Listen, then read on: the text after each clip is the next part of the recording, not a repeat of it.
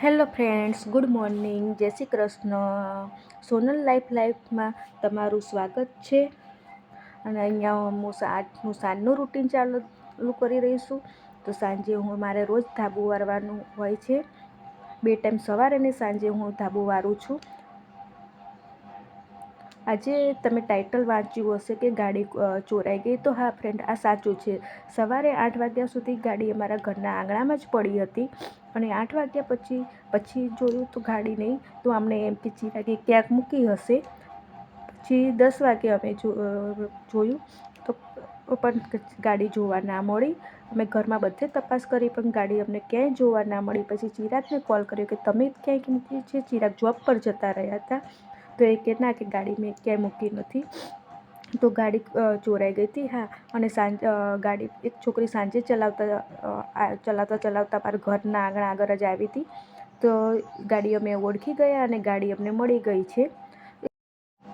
છોકરો તો ગાડી જોઈને ગાડી ચલાવતા લઈ જાય, એ તો વાંધો નહીં, ચલો. પણ ઘરના સભ્ય કેવા કહેવાય કે છોકરો સવારથી સાંજ સુધી ગાડી ચલાવે છે, તો એને પૂછતા પણ નથી કે તું ગાડી ક્યાંથી લાવી છે અને કોઈની ગાડી લાવી છે તો તું એને ચલાવીને પાછી આપી આય. એ તો એમને પૂછવું જોઈએ ને. અને હા ફ્રેન્ડ, તમને મારો વિડીયો ગમે તો લાઇક, શેર અને સબસ્ક્રાઈબ કરવાનું ભૂલતા નહીં. તો મારા શોર્ટ વિડીયો તો બધા જ પસંદ કરો છો, જુઓ છો, પણ પ્લીઝ તમે મારા લોંગ વિડીયોને પણ જેટલો શોર્ટ વિડીયોને સપોર્ટ કરો છો તેટલો જ લોંગ વિડીયોને પણ સપોર્ટ કરજો. અને અહીંયા રિયાંશ મારો વિડીયો ઉતારી રહ્યો છે. રિયાંશ આવી ગયો હતો તો કે મમ્મા હું તારો વિડીયો બનાવું. તો મેં કીધું ઓકે બેટા, તું મારો વિડીયો બનાવ.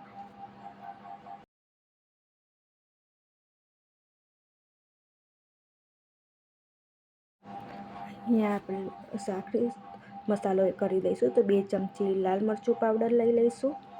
તમે તમારા જેટલું તીખું ખાતા હોય તેટલું લઈ શકો છો. અડધી ચમચી હળદી પાવડર લઈ લઈશું. અહીંયા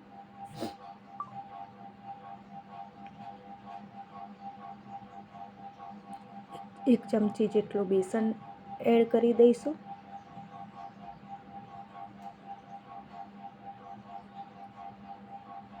1 ચમચી જેટલો ધાણા જીરું પાવડર એડ કરીશું.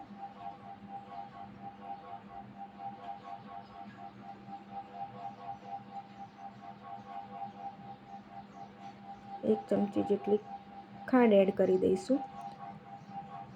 અને હા ફ્રેન્ડ, અહીંયા ખાંડની જગ્યાએ તમે ગોળનો પણ યુઝ કરી શકો છો. જો તમે ખાંડની જગ્યાએ ગોળનો યુઝ કરશો તો સ્વાદ વધારે સારો આવશે અને થોડો હેલ્ધી પણ કહેવાશે. મારે અહીંયા ગોળ અવેલેબલ નહોતો એટલે મેં અહીંયા ખાંડ લીધી છે. અને અડધી ચમચી જેટલું તેલ એડ કરી દઈશું.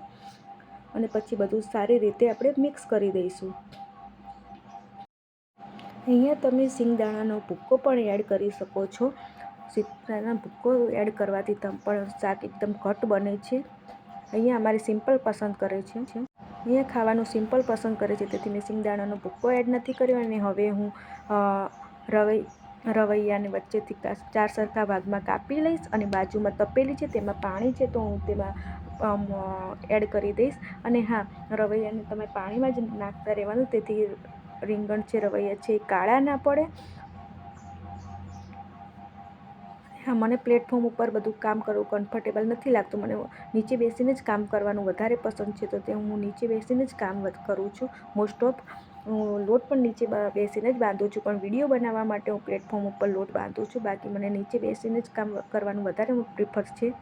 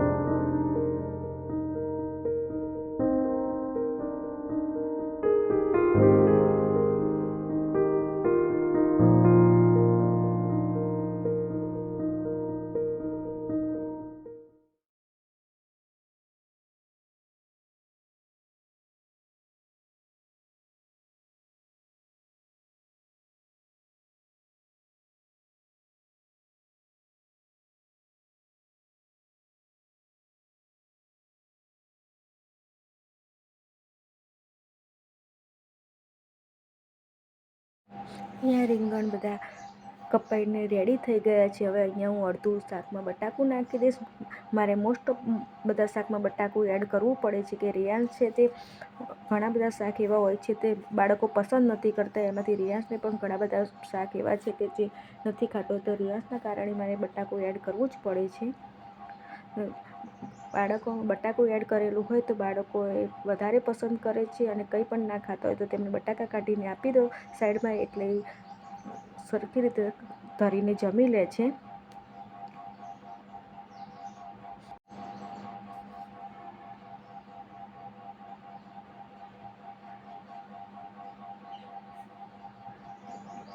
અહીંયા હવે બધો મસાલો જે તૈયાર કરેલો છે તે હું હાથેથી સરખી રીતે મિક્સ કરી દઈશ. અને પછી અહીંયા હું રિયાન્સ ઉપર ગુસ્સે થઈ રહી છું કે તે મોબાઈલ ચાલુ કરીને બેઠ્યો છે, તો હું એને કહી રહી છું કે તું મોબાઈલ બંધ કર, મારે કોપીરાઇટ આવી જશે. નકર હા ને ફ્રેન્ડ, વિડીયોમાં જો કોપીરાઇટ આવી જાય તો તે વિડીયોમાં કંઈ જ કામ લાગતો નથી. તેથી હું રિયાન્સ ઉપર ગુસ્સે પણ થઈ રહી છું, અને મને હસવું પણ આવી રહ્યું છે કે તે મોબાઈલ ચાલુ કરીને બેઠો હતો પણ મને કંઈ ખબર જ નથી. અને અહીંયા આપણે મસાલો સારી રીતે ભરી દઈશું રવૈયામાં 4 ભાગમાં.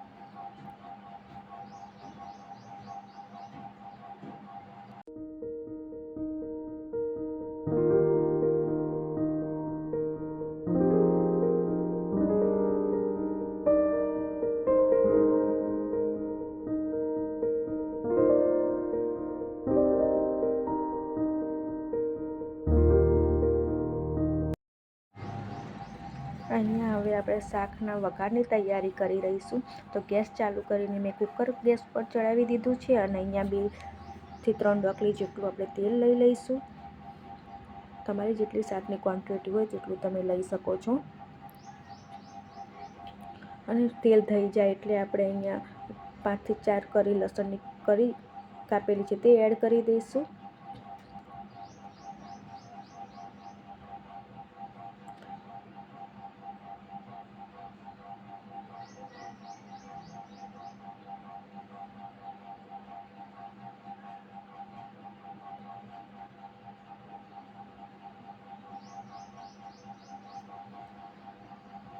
અને તમે જોઈ શકો છો અહીંયા લસણ ગોલ્ડન બ્રાઉન થઈ ગયું છે, એટલે આપણે એમાં જે રીંગણ ભરીને રાખ્યા હતા તે એડ કરી દઈશું.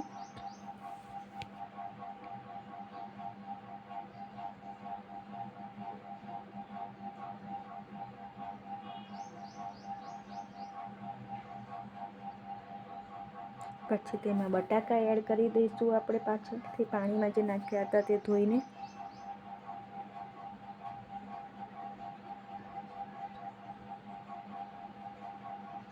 અહીંયા મેં ગેસની ફ્લેમ પાછી ફૂલ કરી દીધી છે. અહીંયા જે રીંગણ ભરતા જે મસાલો વધ્યો પાછળથી તે એડ કરી દઈશું આપણે.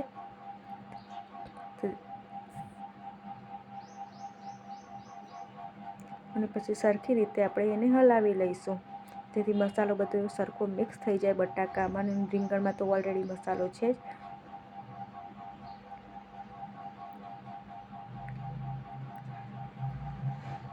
અડધા ગ્લાસ જેટલું પાણી એડ કરી દઈશું.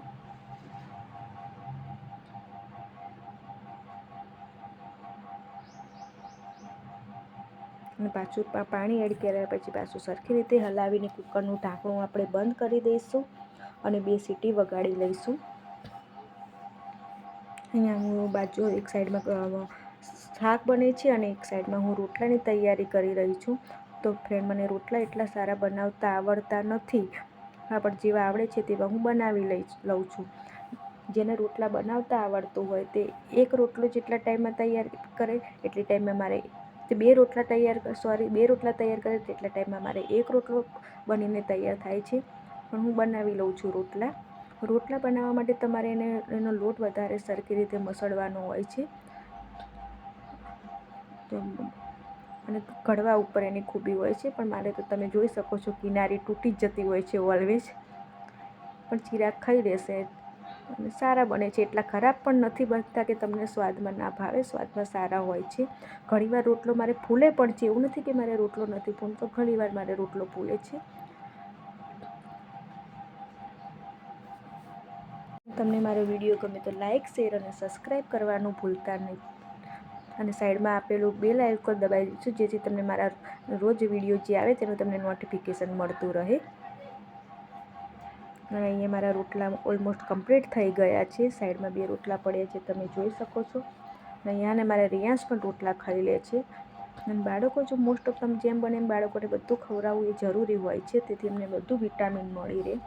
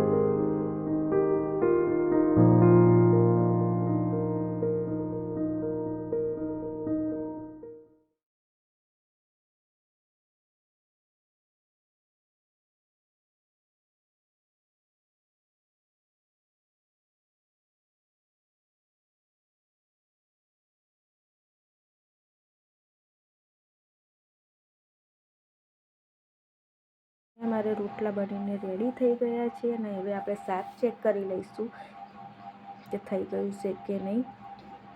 તો તમે દેખી શકો છો, શાક મસ્ત થઈ ગયું છે. સરખી રીતના રવૈયા પણ ચડી ગઈ છે. હવે આપણે કોથમીર નાખી દઈશું તેમાં.